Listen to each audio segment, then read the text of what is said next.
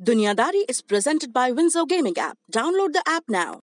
घर बैठे बोर हो रहे हो तो क्यों एक गेम खेली जाए भारत के best gaming platform WinZO app पे। यहाँ पे आप अपना फेवरेट स्पोर्ट खेल सकते हो एंड जीत सकते हो बहुत सारा रियल कैश जो आप अपने बैंक अकाउंट, यूपीआई या पेटीएम वॉलेट से विड्रॉ भी कर सकते हो इंस्टेंटली।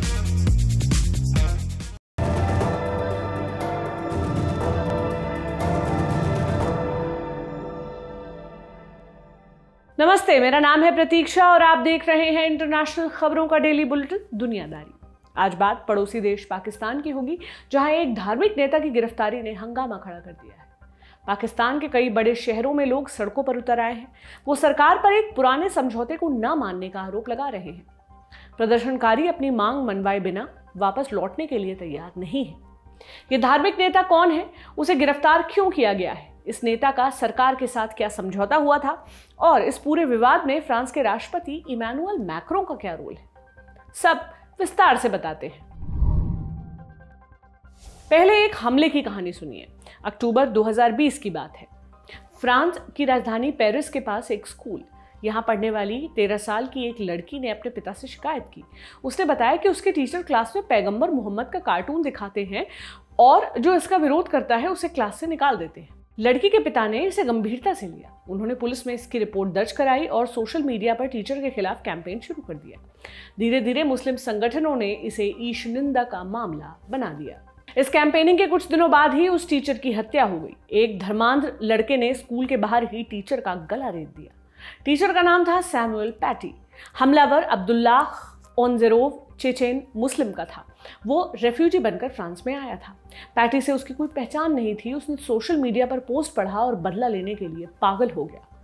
हत्याकांड के कुछ मिनटों के बाद ही पुलिस ने अब्दुल्लाह को मार गिराया। सैमुअल पैटी की हत्या ने पूरे फ्रांस को झकझोर कर रख दिया। 2015 में शार्ली एब्दो अखबार के दफ्तर पर हुए हमले की कड़वी यादें एक बार फिर ताजा हो गई। उस हमले में 17 लोग मारे गए थे। शार्ली एब्दो ने कथित तौर पर पैगंबर मोहम्मद के विवादित कार्टून्स छापे थे। उस वक्त भी पूरा फ्रांस हमले के विरोध में खड़ा था। पुलिस ने कट्टर इस्लामिक नेताओं और संगठनों पर शिकंजा कसा। संदिग्ध लोगों पर सख्त कार्रवाई की गई। सैमुअल पैटी के मामले में भी वही प्रतिक्रिया देखी गई। राजधानी पेरिस समेत कई शहरों में लोगों ने जुलूस निकाले। वो पैटी की तस्वीरें और जेसुई सैमुअल यानी मैं भी सैमुअल वाली तख्तियां लेकर सड़कों पर जमा हुए। उन्होंने कट्टरता के खिलाफ अपनी आवाज बुलंद की। वे अभिव्यक्ति के अधिकार को सलामत रखने की मांग कर रहे थे। फ्रांस के राष्ट्रपति इमैनुअल मैक्रों ने भी यही राह पकड़ी। वो सैमुअल पैटी की हत्या से बेहद नाराज थे। मैक्रों ने पैटी को साइलेंट हीरो बताया। उन्होंने इस घटना के लिए कट्टर इस्लाम की जिम्मेदारी तय कर दी। मैक्रों ने कहा कि इस्लाम खतरे में है। उन्होंने ये भी कहा कि फ्रांस में ऐसे कार्टून्स दिखाए जाते रहेंगे और अभिव्यक्ति की आजादी को कमजोर नहीं पड़ने दिया जाएगा। सरकार ने पैटी को देश के सर्वोच्च नागरिक सम्मान लीजन d'honneur से भी सम्मानित किया। इसके अलावा फ्रांसीसी सरकार ने कट्टर इस्लाम के खिलाफ मोर्चा खोल दिया। जहर उगलने वाले नेताओं और उनके ठिकानों पर छापेमारी की गई। कई मस्जिदों पर ताला लगा दिया गया। इस बीच फ्रांस में छोटे मोटे आतंकी हमले होते रहे। जैसे जैसे हमलों की संख्या बढ़ी, फ्रांस ने कट्टर इस्लाम के खिलाफ चल रही कार्रवाई को और तेज कर दिया। इस प्रतिक्रिया से मुस्लिम देश बेहद गुस्सा हुए। उन्होंने राष्ट्रपति मैक्रों पर इस्लामोफोबिक होने का आरोप लगाया। कई मुस्लिम देशों में फ्रेंच प्रोडक्ट्स का बहिष्कार होने लगा। सोशल मीडिया पर मैक्रों के खिलाफ कैंपेन चलने लगे। नाराज तुर्की ने फ्रांस से अपना राजदूत वापस बुला लिया। गुस्सा तो पाकिस्तान में भी था। प्रधानमंत्री इमरान खान ने मैक्रों के बयान को इस्लाम पर हमला बता दिया। पाकिस्तान में मैक्रों के पुतले जलाए जाने लगे और फ्रेंच एम्बेसडर को देश से निकालने की मांग उठने लगी। पाकिस्तान ने राजदूत को निकाला, लेकिन फ्रांस के नहीं बल्कि फ्रांस से अपने राजदूत को। पाकिस्तान की नेशनल असेंबली ने एक प्रस्ताव पास करके अपने राजदूत को वापस बुलाने की मांग की। इस जल्दबाजी में वो ये बात भूल गए कि पिछले 3 महीनों से फ्रांस में उनका कोई राजदूत था ही नहीं। इस बात को लेकर पाकिस्तान सरकार की खूब किरकिरी भी हुई। नवंबर 2020 आते आते ये विरोध काफी बढ़ गया था। फ्रांस में कट्टर इस्लाम की लानत मलानत बढ़ने लगी। पाकिस्तानी पंजाब में बेस्ड एक पार्टी है तहरीके लब्बैक पाकिस्तान यानी TLP। ये अगस्त 2015 में बनी थी। TLP की आइडियोलॉजी क्या है? कट्टर इस्लाम। उनका एक ही मकसद है, जो ईशनिंदा यानी पैगंबर मोहम्मद की शान में गुस्ताखी करे उसे मौत की सजा दो। स्थापना के कुछ बरस भीतर ही उन्हें अच्छा खासा समर्थन भी मिलने लगा। जब मैक्रों के बयान पर बवाल मचा, टीएलपी को बढ़िया मौका दिखा अपनी रीच बढ़ाने का। इस फिराक में टीएलपी के हजारों समर्थक फैजाबाद को घेर कर बैठ गए। ये राजधानी इस्लामाबाद का एंट्री पॉइंट था। प्रोटेस्टर्स ने रावलपिंडी में भी धावा बोला। उन्होंने राजधानी में घुसने की भी धमकी दी। उनकी मांग थी कि फ्रांस के राजदूत को देश से निकाल दिया जाए। इमरान खान सरकार के लिए स्थिति से निपटना बड़ी चुनौती बन गया। अगर प्रदर्शनकारी राजधानी में घुस जाते तो वे विदेशी दूतावासों पर हमला कर सकते थे। इसे रोकने में बड़ा खून खराबा होता। दूसरी स्थिति यह थी कि सरकार फौरन टीएलपी की मांग मान ले। इसका खतरा यह था कि इस फैसले से इंटरनेशनल कम्युनिटी नाराज हो जाती। स्थिति दोधारी तलवार पर चलने जैसी बन गई थी। इससे बचने के लिए इमरान खान ने एक हाई प्रोफाइल कमेटी बनाई। 16 नवंबर 2020 को इस कमेटी ने टीएलपी की टॉप लीडरशिप से मुलाकात की। उनकी मीटिंग कई घंटों तक चली। इसमें कुल 4 बातों पर सहमति बनी। क्या क्या? पहला, फ्रांस के राजदूत को बाहर निकाला जाएगा। सरकार इस संबंध में संसद में प्रस्ताव पेश करेगी अगले 3 महीनों के भीतर। दूसरा, फ्रांस में पाकिस्तान का राजदूत नहीं नियुक्त किया जाएगा। तीसरा, सरकार के स्तर पर फ्रेंच प्रोडक्ट्स को बैन करना होगा। और चौथा, गिरफ्तार किए गए टीएलपी कार्यकर्ताओं को रिहा किया जाएगा और प्रदर्शन खत्म होने के बाद किसी पर भी कोई कार्रवाई नहीं की जाएगी। आंतरिक मामलों के मंत्री एजाज शाह और धार्मिक मामलों के मंत्री पीर नूरुल हक कादरी ने समझौते पर साइन किए। टीएलपी की तरफ से पार्टी के मुखिया खादिम हुसैन रिजवी ने रजामंदी दी। डील होते ही प्रदर्शन खत्म कर दिया गया। इस समझौते के 3 दिन बाद ही खादिम हुसैन रिजवी की मौत हो गई। खादिम हुसैन रिजवी के जाने के बाद टीएलपी की कमान उनके बेटे साद हुसैन रिजवी के पास आई। कमान भले ही बदल गई थी, लेकिन मांग कायम रही। जनवरी 2021 की शुरुआत में साद रिजवी ने सरकार का भ्रम खत्म कर दिया। 3 जनवरी को एक जनसभा में साद ने ऐलान किया, अगर आप अपना वादा भूल गए हैं तो हमारा इतिहास याद कर लीजिए। फ्रेंच राजदूत को बाहर निकालने के लिए आपके पास 17 फरवरी तक का समय है। फरवरी का महीना भी आ गया, मगर सरकार की तरफ से कोई हरकत नहीं दिखी। गुस्साए साद रिजवी ने महीने के अंत में बड़े प्रोटेस्ट का ऐलान कर दिया। तब जाकर सरकार को पुराने वादे की याद आई। एक बार फिर नुमाइंदे दौड़ाए गए। फिर से समझौता हुआ। इस बार नई डेडलाइन तय की गई, 20 अप्रैल की। वादा किया गया कि टीएलपी की मांग पर संसद में चर्चा कराई जाएगी। टीएलपी ने प्रोटेस्ट को मुलतवी कर दिया। इन सब की कहानी आज क्यों चर्चा में है? क्योंकि डेडलाइन की तारीख एकदम करीब आ चुकी है। उससे ठीक पहले टीएलपी के मुखिया साद हुसैन रिजवी को पुलिस ने लाहौर में गिरफ्तार कर लिया है। साद रिजवी एक जनाजा पढ़वा कर वापस लौट रहे थे, तभी उनकी कार को एलीट फोर्स की एक यूनिट ने रोक दिया। फिर साद को अपनी गाड़ी में बिठाकर ले गए। जैसे ही गिरफ्तारी का वीडियो सोशल मीडिया पर आया, हर तरफ हंगामा खड़ा हो गया। टीएलपी के नेताओं ने अपने समर्थकों को बाहर आने के लिए कहा। इसके बाद तो पाकिस्तान के सभी बड़े शहरों में प्रदर्शन होने लगे। प्रदर्शनकारियों ने मेन हाईवेज को जाम कर दिया। इससे सड़कों पर लंबा जाम लग गया। अस्पतालों में ऑक्सीजन सिलेंडर्स पहुंचने में देर हुई। इस वजह से मरीजों को दिक्कत का सामना करना पड़ा। कई जगहों से पुलिस पर पत्थरबाजी की रिपोर्ट भी सामने आई है। पुलिस ने जवाब में गोलियां चलाई। इस मुठभेड़ में अब तक 12 लोगों की मौत हो चुकी है, जबकि सैकड़ों की संख्या में लोग घायल हैं। इनमें कई पुलिस वाले भी शामिल हैं। साद हुसैन रिजवी को क्यों गिरफ्तार किया गया? पुलिस ने अभी तक इस गिरफ्तारी की वजह नहीं बताई है। हालांकि इसका कारण 11 अप्रैल की सुबह दिए गए उनके वीडियो संदेश को बताया जा रहा है। इस वीडियो में साद ने अपने समर्थकों से तैयार रहने के लिए कहा था। उनका इशारा 20 अप्रैल के दिन इस्लामाबाद में प्रस्तावित प्रदर्शन की तरफ था। कहा जा रहा है कि सरकार ने संभावित खतरे से बचने के लिए साद को अरेस्ट किया। हालांकि उनका यह दांव उल्टा पड़ता दिख रहा है।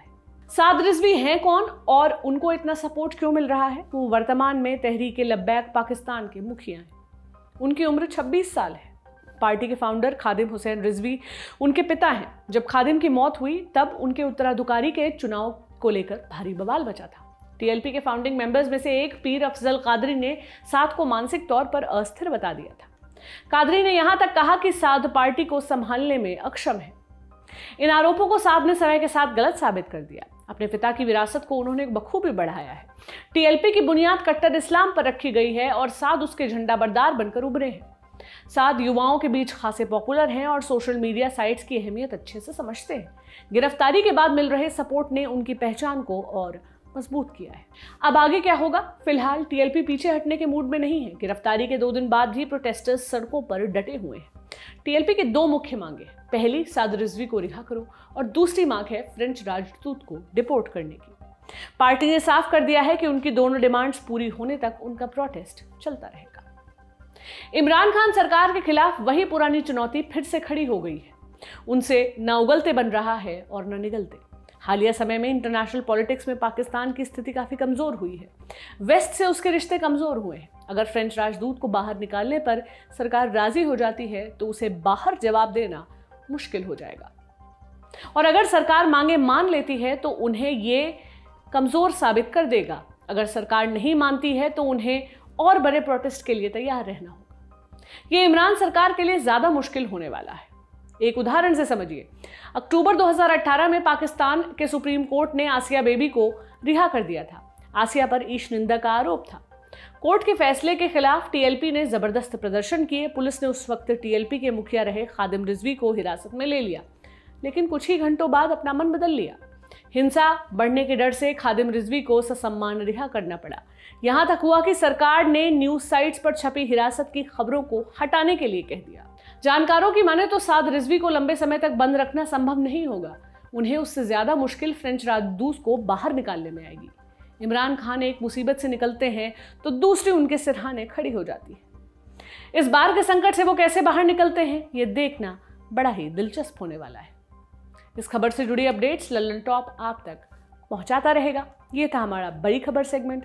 अब बढ़ते हैं सुर्खियों की तरफ। पहली सुर्खी अमेरिका से है। फेडरल ब्यूरो ऑफ इन्वेस्टिगेशन यानी एफबीआई ने आरोन पेंडली नाम के एक शख्स को अरेस्ट किया है। आरोप है कि पेंडली एक अमेजॉन डेटा सेंटर पर बम हमले की साजिश रच रहा था। अगर उसकी साजिश सफल हो जाती तो दुनिया का लगभग 70% इंटरनेट बंद पड़ जाता। अगर पेंडली पर लगे आरोप साबित हुए तो उसे 20 साल तक की जेल हो सकती है।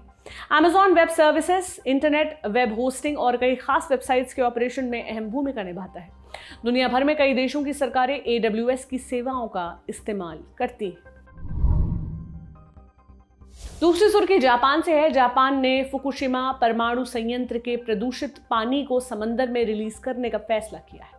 ये प्रोसेस अगले 2 साल में शुरू होगा और पूरे पानी को निकालने में दशकों का वक्त लग सकता है। सरकार का कहना है कि प्रदूषित पानी को पूरी तरह ट्रीट करने के बाद ही रिलीज किया जाएगा, लेकिन साउथ कोरिया और चीन ने इस फैसले पर आपत्ति जताई है। सियोल में जापानी दूतावास के बाहर प्रदर्शन भी हुए। इसके अलावा ग्रीन पीस और जापान की फिशिंग इंडस्ट्री भी सरकार के फैसले की आलोचना की है। मार्च 2011 में आई भयानक सुनामी ने फुकुशिमा रिएक्टर में भारी तबाही मचाई थी। रिएक्टर को ठंडा रखने के लिए इस्तेमाल किए जाने वाला पानी प्रदूषित हो गया था। इस पानी को फिलहाल वाटर टैंक्स में स्टोर करके रखा गया है। आज की तीसरी सुर्खी ईरान से है। ईरान ने नतांज परमाणु संयंत्र में हुए ब्लैकआउट के लिए इजरायल को जिम्मेदार बताया है। उसने इजरायल को नतीजा भुगतने की धमकी भी दी है। इजरायल ने अभी तक इस आरोप को स्वीकारा नहीं है। हालांकि वहां की मीडिया ने यह दावा जरूर किया है कि मोसाद के साइबर अटैक की वजह से नतांज में प्रोडक्शन ठप पड़ा। इस घटना का अमेरिका ईरान न्यूक्लियर डील पर बड़ा असर पड़ सकता है। वियना में दोनों देश 2015 वाली न्यूक्लियर डील को वापस पटरी पर लाने के लिए बात कर रहे हैं। यह बाइडेन सरकार की प्राथमिकताओं में था। वहीं इजरायल के प्रधानमंत्री बेंजामिन नेतन्याहू ने कहा है कि वो इस डील को किसी भी हालत में सफल नहीं होने देंगे। आज के दुनियादारी में बस इतना ही। कल फिर आपसे मुलाकात होगी। तब तक के लिए विदा लेते हैं। शुक्रिया, शुभ रात्रि। कसर रह गई हमारी कोशिशों में, कसक रह गई कि देश जितना बेहतर, जितना महान हो सकता था, हो नहीं पाया। और एक कसम रह गई कि देश का जो कर्ज है उसे थोड़ा बहुत तो उतारना है। भावुकता का लबादा ओढ़कर बोलता तो यूं बोलता, लेकिन बात सीधी है तो सच्चे ढंग से आप तक कही जानी है। लल्लन टॉप लेकर आया है एक नया प्लेटफॉर्म, तेरा तुझको अर्पण। ये प्लेटफॉर्म उन सब भारतवासियों के लिए है जो भारत से दूर किसी दूसरे देश की जमीन पर है, कभी पढ़ाई के लिए, कभी नौकरी के लिए। ये उन सब भारतवंशियों के लिए भी है जिनकी पहचान का हिस्सा ये महान देश है, लेकिन कुछ कसर और कसक है। तो आइए कसम खाएं कि देश को बेहतर बनाएं। हमें आपसे चाहिए आपके हिस्से का ज्ञान, जो आप लल्लन टॉप के जरिए अपने देशवासियों के साथ साझा करें। ये मस्ती के पल भी हो सकते हैं जब आप कहीं घूमने जाएं और आपको लगे कि सिर्फ मेरे यार दोस्त और परिवार वाले ही क्यों, पूरा देश जाने इन नायाब चीज़ों के बारे में। ये पॉलिसी से जुड़ा, ज्ञान से जुड़ा कोई मसला हो सकता है। तो आइए और लल्लन टॉप की इस नई पेशकश तेरा तुझको अर्पण का हिस्सा बनिए।